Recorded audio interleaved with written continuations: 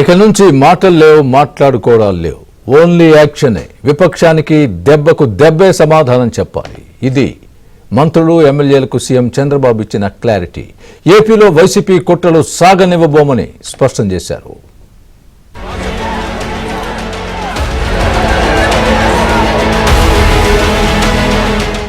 నెలకు పరామర్శ పేరుతో ఆంధ్రప్రదేశ్లో ఏదో ఒక ప్రాంతానికి వెళ్లి శాంతి భద్రతల సమస్యను సృష్టించడమే కాకుండా ప్రభుత్వంపై అసత్య ఆరోపణలు చేస్తున్న జగన్ ఉపేక్షించకూడదని ప్రభుత్వం నిర్ణయానికొచ్చింది.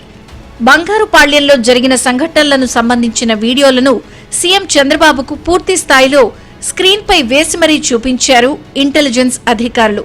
దీంతో సీఎం చంద్రబాబుకు ఆగ్రహం కట్టలు తెంచుకుంది. ఇక నుంచి వైసీపీ ఈవెంట్ రాజకీయాన్ని ఆధారాలతో సహా తిప్పికొట్టాలని నిర్ణయించారు.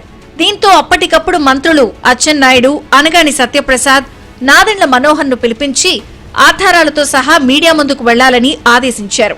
కేబినెట్ బ్రీఫింగ్ కు ముందుగానే ముగ్గురు మంత్రులు ఆధారాలను విడుదల చేశారు.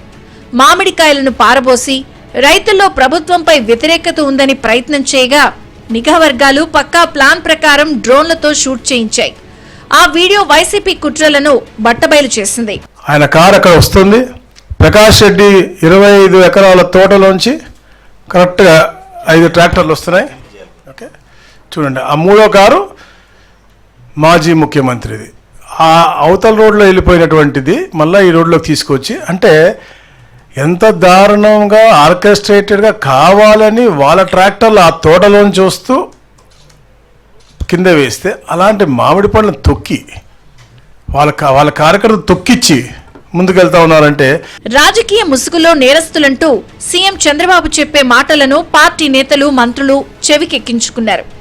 జగన్ పర్యటనకు సీమ జిల్లాల నుంచి జన సమీకరణ కోసం వైసీపీ నేతలు ప్రయత్నాలు చేస్తున్నారని తొలి నుంచి టీడీపీ ఎమ్మెల్యేలు చెబుతూనే ఉన్నారు. బంగారుపాళ్యంలో పార్టీ నేతలతో పాటు కేంద్ర కార్యాలయానికి వెళ్లిన కొంతమంది జనంలో కలిసిపోయి సమాచారాన్ని, వీడియోలను ఎప్పటికప్పుడు పంపించారు. వైసీపీ కుట్రల గురించి అటు పార్టీ, ఇటు ప్రభుత్వం తిప్పికొట్టడంతో ఆ పార్టీ నేతలు ఉక్కిరిబిక్కిరైపోయారు.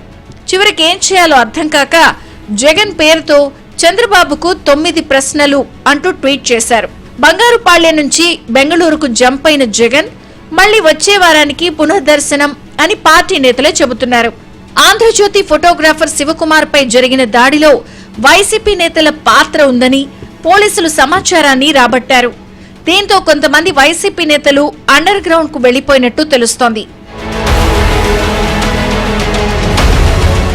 బంగారుపాళ్యంలో జగన్ డ్రామా బెడిసికొట్టిందని తెలియడంతో వైసీపీ డిఫెన్స్ లో పడింది. బంగారుపాళ్యం నుంచి వైసీపీ డ్రామాలకు చెక్ పెట్టే పని ప్రారంభమైందని టీడీపీ నేతలు అంటున్నారు.